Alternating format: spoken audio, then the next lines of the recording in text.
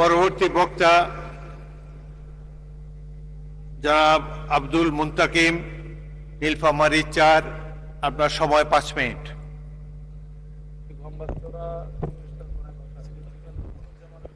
মাননীয় স্পিকার, আপনাকে অসংখ্য ধন্যবাদ জানাচ্ছি।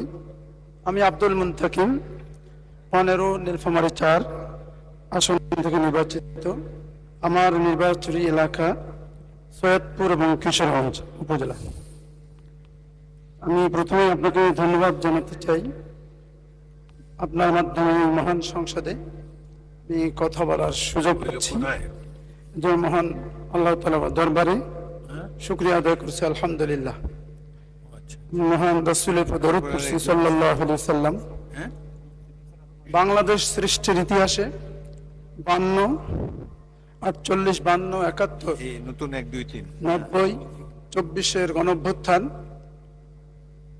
এ সকল আন্দোলন অভ্যুত্থানে এবং মুক্তিযুদ্ধে যারা আত্মদান করেছেন সে সকল শহীদদের উপরে সর্বোচ্চ আল্লাহ তাআলা মর্যাদা দান করুক, এই কামনা করছি। আজকে মহান সংসদে দাঁড়িয়ে আমি কথা বলতে পেরে যে সুযোগটা তৈরি হলো, এই সুযোগ দানের জন্যই আমার নির্বাচনী এলাকা 15 নীলফামারী ৪ সৈয়দপুর উপজেলা এবং কিশোরগঞ্জ উপজেলার সকল জনগণকে আমি কৃতজ্ঞতা জ্ঞাপন করছি। মাননীয় স্পিকার, আপনার মাধ্যমেই দেশবাসীকে বলতে চাই, আমরা জুলাইয়ের যে চেতনা, সেই চেতনা ছিল ন্যায় বিচার, সেই চেতনা ছিল আমাদের সকলের সমান অধিকার। জুলাইয়ের চেতনা ছিল অন্যকে এগিয়ে দিয়ে, অন্যটা আগে বুঝে দিয়ে তারপরে নিজেরটা গ্রহণ। জুলাইয়ের চেতনা ছিল আমাদের সকলকে নিয়ে একসাথে বাংলাদেশ গড়ার। জুলাইয়ের আমাদের চেতনা ছিল আমাদের বাংলাদেশটাকে নতুন করে দেখার। সেই চেতনায় সমৃদ্ধ হয়ে আমি একজন জুলাই যোদ্ধা, আমি একজন জুলাই কারাবন্দী হিসেবে এই মহান সংসদের কাছে আমি আপনার মাধ্যমে অনুরোধ করতে চাই, জুলাইয়ের চেতনাকে ধারণ করার জন্য, জুলাইয়ের স্পিরিটকে এগিয়ে নেওয়ার জন্য আমাদের বিগত 1.5 বছরে আমরা যতগুলো কর্মসূচির মধ্য দিয়ে এই নির্বাচন পর্যন্ত এগিয়ে এসেছি, সকল কর্মসূচিকে সফলভাবে আমরা যাতে এগিয়ে নিতে পারি, সবাই মিলে এই দৃষ্টি আকর্ষণ করব আপনার মাধ্যমে মহান জাতীয় সংসদের সকল সদস্যবৃন্দের কাছে। মাননীয় স্পিকার, আমার নির্বাচনী এলাকা সৈয়দপুর এবং কিশোরগঞ্জ। আপনার জানা আছে বাংলাদেশের 2টি উপজেলায় প্রথম বিদ্যুতের বাতি জ্বলে উঠেছিল, তার ভিতরে একটি ছিল সৈয়দপুর। বাংলাদেশের সর্ববৃহৎ রেলওয়ে কারখানা আমার এই সৈয়দপুরে। এই রেলওয়ে কারখানার আধুনিকায়ন এবং সম্প্রসারণ প্রয়োজন। আমাদের এই সৈয়দপুরে আপনি জানেন, আপনার জাতীয় সংসদ থেকে বলতে চাই, এখানে একটা ডোমেস্টিক একটি এয়ারপোর্ট আছে, অত্যন্ত গুরুত্বপূর্ণ আমাদের দেশের জন্য। দেশকে এগিয়ে নেওয়ার জন্য এই বিমানবন্দরটিকে আন্তর্জাতিককরণ এখন সময়ের দাবি শুধু না, আমাদের সকলের একটি অধিকার। আমার এই সৈয়দপুরে 100 শয্যার একটি হাসপাতাল আছে।